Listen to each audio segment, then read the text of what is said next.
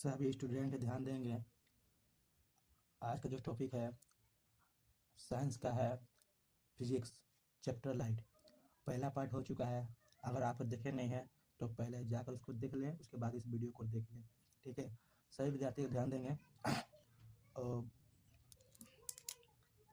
Light chapter चल रहा था, तो देखिए वो बहुत इंपॉर्टेंट है लाइट चैप्टर, क्योंकि ये हर एग्जाम में पूछा जाता है। लाइट चैप्टर से हर एग्जाम में क्वेश्चन आता है, 1 2 3 क्वेश्चन आता है हर एग्जाम में। तो अगर आप पहला पाठ अगर नहीं देखे हैं, पहला क्लास अगर नहीं देखे हैं तो जाकर देख लें, उसके बाद ये देखें। बहुत इंपॉर्टेंट है। क्लास हो चुका है, पहला क्लास हो चुका है, ये क्लास दूसरा क्लास हो रहा है लाइट चैप्टर। ओके, तो सभी विद्यार्थी ध्यान देंगे। देखिए प्रश्न कहता है कि लेंस क्या है। चलिए, लेंस क्या है तो अब किसी पारदर्शी पदार्थ द्वारा घिरा खंड जिसका कम से कम एक पृष्ठ वक्रित हो, लेंस कहलाता है। लेंस कहलाता है। अगर आपसे पूछ दिया जाए कि लेंस क्या है, तो किसी पारदर्शी पदार्थ द्वारा घिरा खंड जिसका कम से कम एक पृष्ठ वक्रित हो, उसे लेंस कहते हैं, कहलाता है या कहते हैं, जो भी बोल सकते हैं। लेंस की क्षमता से क्या समझते हैं, इसका ऐसा यूनिट मात्रा लिखे। तो लेंस की क्षमता को उसकी फोकस दूरी को युक्त क्रम द्वारा व्यक्त किया जाता है। इसका एसआई मात्रक होता है डायोप्टर। देखिए, हम पिछले क्लास में भी बताए हैं कि लेंस का एसआई मात्रक क्या होता है, तो डायोप्टर होता है। ठीक है, तो ये लेंस जो है बहुत ही इंपॉर्टेंट है। एग्जाम में ये क्वेश्चन एग्जाम में आता है ही आता है ना। या देखिए, लेंस का एमसी को क्वेश्चन रहेगा तो डायोप्टर पूछ देगा कि डायोप्टर किसका मात्रक है, तो लेंस का मात्रक क्या है, डायोप्टर। इस तरह से आवर्धन से क्या समझते हैं, प्रतिबिंब की ऊंचाई तथा वस्तु की ऊंचाई के अनुपात को आवर्धन कहते हैं। इसे एम से सूचित किया जाता है। देखिए, आवर्धन से क्या समझते हैं, प्रतिबिंब की ऊंचाई तथा वस्तु की ऊंचाई के अनुपात को आवर्धन कहते हैं। इससे एम से सूचित किया जाता है। अतः एम बराबर होता है प्रतिबिंब की ऊंचाई वस्तु की ऊंचाई, प्रतिबिंब की ऊंचाई वस्तु की ऊंचाई। आइए नेक्स्ट क्वेश्चन देखते हैं। मोस्ट इंपोर्टेंट क्वेश्चन है, वीवीआई है, जो कि एग्जाम में आता है। अपवर्तनांक की परिभाषा लिखे। अपवर्तनांक की परिभाषा क्या है, किसी पारदर्शी माध्यम से का अपवर्तनांक प्रकाश की निर्वात में चाल तथा प्रकाश के माध्यम में चाल का अनुपात होता है। किसी पारदर्शी माध्यम का अपवर्तनांक प्रकाश की निर्वात में चाल तथा प्रकाश के माध्यम में चाल का अनुपात होता है। तो इसको अतः एन बराबर होता है निर्वात में प्रकाश की चाल, माध्यम में प्रकाश की चाल। उसमें देखिए एम इसमें दिया गया है, देखिए ध्यान से। आवर्त में पूछा कि एम अपवर्तनांक की परिभाषा में लिखा हुआ है ए। तो ये इंपॉर्टेंट है, ये दोनों ही इंपॉर्टेंट है, दोनों में से कोई एक एग्जाम में पूछ दिया जाता है, तो आप उसका आंसर भी याद कर लेंगे। तो एन बराबर होता है निर्वात प्रकाश की चाल, निर्वात में प्रकाश की चाल, माध्यम में प्रकाश की चाल। यहाँ पर प्रतिबिंब की ऊंचाई वस्तु की ऊंचाई अतः एम में। ठीक है, आइए नेक्स्ट क्वेश्चन देखते हैं। समतल दर्पण के लिए m इक्वल टू +1 है। समतल दर्पण के लिए +1 है, और एक नंबर में m इक्वल टू 1 और सेकंड के लिए m का धनात्मक चिन्ह क्या सूचित करता है। तो आइए हम समझते हैं, बहुत इंपॉर्टेंट है ये। देखिए, आवर्धन m इक्वल टू +1 सूचित करता है कि प्रतिबिंब का साइज वस्तु के साइज के बराबर है और प्रतिबिंब की दूसरी वस्तु की दूरी के बराबर है। पहला में है, ध्यान से देखिए, आवर्धन m इक्वल टू होता है +1 सूचित करता है कि प्रतिबिंब का साइज वस्तु के साइज के बराबर है और प्रतिबिंब की दूसरी वस्तु की दूसरी के बराबर है, वस्तु की दूरी के बराबर है, सॉरी, है ना। तो सेकंड क्वेश्चन में देखिए, सेकंड नंबर में जो दिया है, m का धनात्मक चिन्ह बताता है कि प्रतिबिंब आभासी, सीधा और दर्पण के पीछे बनता है। m जो है, m का धनात्मक चिन्ह बताता है कि प्रतिबिंब आभासी, सीधा और दर्पण के पीछे बनता है। 13 नंबर बहुत मोस्ट इंपोर्टेंट है, इसलिए सर्कल किया हुआ है। उत्तल लेंस को आभासी तथा अवतल लेंस को आभासी लेंस क्यों कहा जाता है, ये बहुत ही इंपॉर्टेंट है। उत्तल लेंस को अभिसारी तथा अवतल लेंस को अपसारी लेंस क्यों कहा जाता है। उत्तल लेंस को अभिसारी तथा अवतल लेंस को अपसारी लेंस क्यों कहा जाता है। तो उत्तर होगा उत्तर लेंस में मुख्य अक्ष के समांतर चलने वाली किरणें लेंस से अपवर्तन के बाद एक बिंदु फोकस पर मिलती है, इसीलिए इसे अभिसारी लेंस कहते हैं। ध्यान दीजिएगा इधर, ये बहुत ही मोस्ट इंपोर्टेंट है। देखिए, उत्तल लेंस में मुख्य अक्ष के समांतर चलने वाली किरणें लेंस से अपवर्तन के बाद एक बिंदु फोकस पर मिलता है, इसलिए इसे अभिसारी लेंस कहते हैं। जबकि अवतल लेंस में से अपवर्तित होने के बाद प्रकाश की किरणें किसी बिंदु से फैलती हुई प्रतीत होती है, इसलिए इसे अपसारी लेंस कहते हैं। देखिए, अभिसारी लेंस अपसारी लेंस मालूम चलिए, यहाँ से यहाँ तक जो होगा वो अभिसारी लेंस, अपसारी लेंस, अभिसारी लेंस यहाँ तक हो गया, अपसारी लेंस यहाँ से यहाँ तक। देखिए, जब अवतल लेंस में से अपवर्तित होने के बाद प्रकाश की किरणें किसी बिंदु से फैलती हुई प्रतीत होती है, इसलिए इसे अपसारी लेंस कहते हैं। ठीक है, तो most be important for your examination. ध्यान से देखिए। अब आते हैं उत्तल लेंस तथा अवतल लेंस में अंतर। उत्तल लेंस और अवतल लेंस मोस्ट इम्पोर्टेंट है, ये भी आई है, ये बहुत इंपॉर्टेंट है, एग्जाम में आता है। ध्यान दीजिए।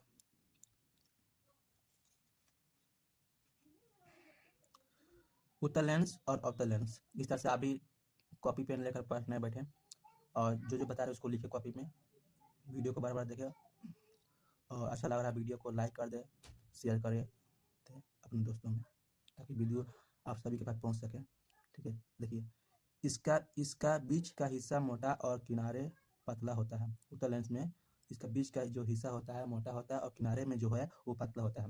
और अवतल लेंस में क्या होता है, इसका बीच का हिस्सा पतला होता है और किनारे में मोटा होता है। इसके किरण संश्रित होती है, इसमें किरण अपसरित होती है। संश्रित होती है, इसमें किरण अपसरित होती है। इसमें वास्तविक तथा आभासी दोनों प्रतीत बनता है। इसमें वास्तविक उत्तल लेंस में इसमें अवास्तविक तथा आभासी दोनों प्रतिबिंब बनता है, इसमें केवल आभासी प्रतिबिंब बनता है। तो ये बहुत इंपॉर्टेंट है, इसको याद कर लीजिएगा, बहुत इंपॉर्टेंट है, एग्जाम में आता है ये, है ना। वीडियो को बार बार देखें और इसमें से आप नोट कर लिया करें कॉपी में जो इम्पोर्टेंट। प्रकाश की प्रकृति लिखें। प्रकाश की विकिरण ऊर्जा है, प्रकाश की सीधी रेखा में गमन करती है।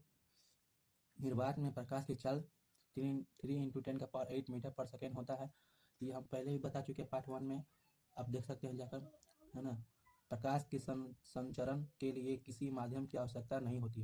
प्रकाश जो है संचरण के लिए किसी माध्यम की आवश्यकता नहीं होती। प्रकाश जो है वो अपने फोकस दूरी अपना तय कर लेता है, उसकी आवश्यकता किसी माध्यम की आवश्यकता नहीं पड़ती है। तो इसको ध्यान में रखें। अब देखिए, यहाँ पर समुद्र तटों पर मरीचिका से क्या समझते हैं, या उन मरीचिका लोमिंग क्या है। ठीक है, तो ये इम्पोर्टेंट है। देखिए, थोड़ा सा इसको हम जूम कर दे रहे हैं ताकि आपको अच्छे से समझ में आ जाए।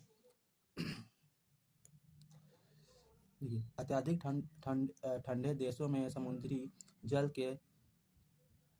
के संपर्क वाली हवा की परत अधिक ठंडी होती है तथा अपने से ऊपर की सतह से अपेक्षाकृत माध्यमों के घनत्वों में भिन्नता के कारण अपवर्तन नीचे की ओर होता है। इसके कारण पानी का जहाज आदि का सीधा एवं आभासी प्रतिबिंब वस्तु की वास्तविक स्थिति से ऊपर की ओर दिखाई देता है। उन्मरीचिका के कारण ठंडे प्रदेशों में दूर के समुद्री जहाज हवा में लटके हुए दिखाई पड़ती है।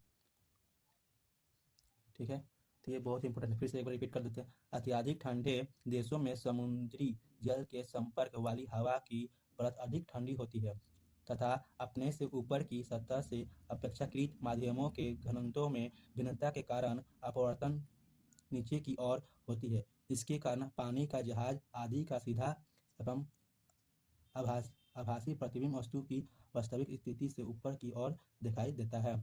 उन्मरीचिका के कारण ठंडे प्रदेशों में दूर के समुद्री जहाज हवा में लटके हुए दिखाई पड़ती है।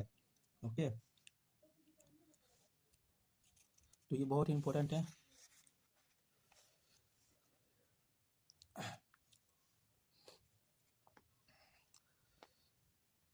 अभी देखिए 17 नंबर क्वेश्चन जो है, पूर्ण आंतरिक परावर्तन से क्या समझते हैं, इसके लिए आवश्यकता शर्त की लिखे। यदि प्रकाश पूर्ण आंतरिक परावर्तन से क्या समझते हैं, इसके लिए आवश्यकता शर्त लिखे।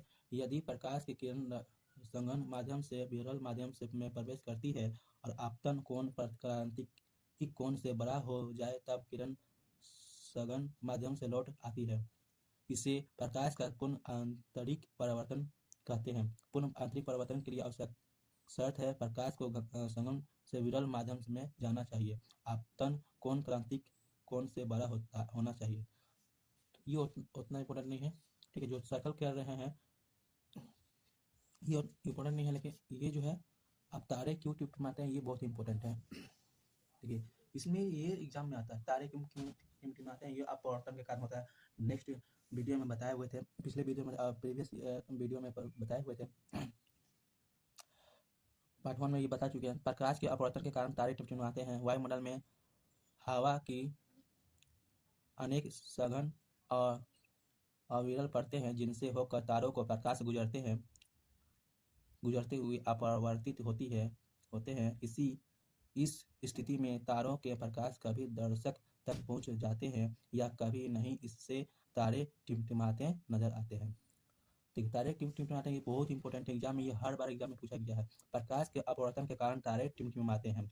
वायुमंडल में हवा की अनेक सघन और विरल परतें हैं जिनसे होकर तारे के प्रकाश गुजरते हुए अपवर्तित होते हैं। इस स्थिति में तारों के प्रकाश कभी दर्शक तक पहुंच जाते हैं या कभी नहीं, इससे तारे टिमटिमाते नजर आते हैं। ओके, तो ये बहुत इंपॉर्टेंट है। सिंपल भाषा में तारे क्यों टिमटिमाते हैं, अपवर्तन के कारण, बस सिंपल।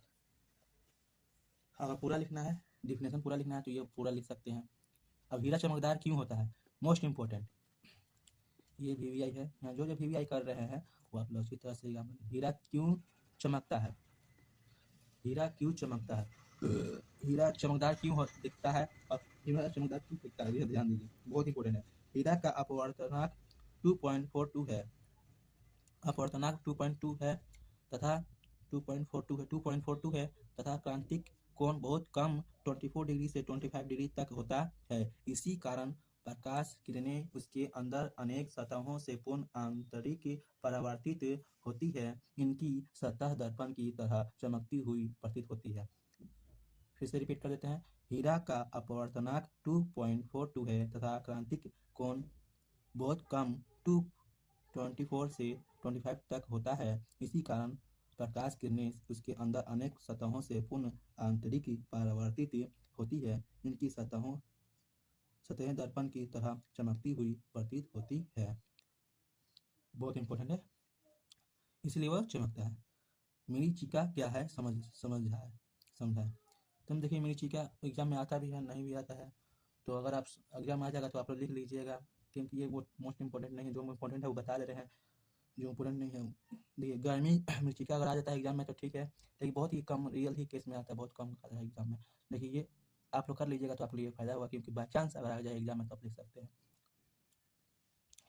मरीचिका क्या है समझ रहे हैं। गर्मी के दिन में मरुभूमि से ऊपर की ओर क्रमश बढ़ते घनत्व की वायु परतें होती हैं। किसी पेड़ के शीर्ष से नीचे चलती प्रकाश किरण का उत्तरोत्तर अपवर्तन सघन से विरल वायु परतों द्वारा होता है, अर्थात प्रकाश का पूर्ण आंतरिक परावर्तन होता है। जब प्रकाश किरण नेत्र में प्रवेश करती है तो प्रेक्षक को पेड़ का उल्टा प्रतिबिंब दिखाई देता है।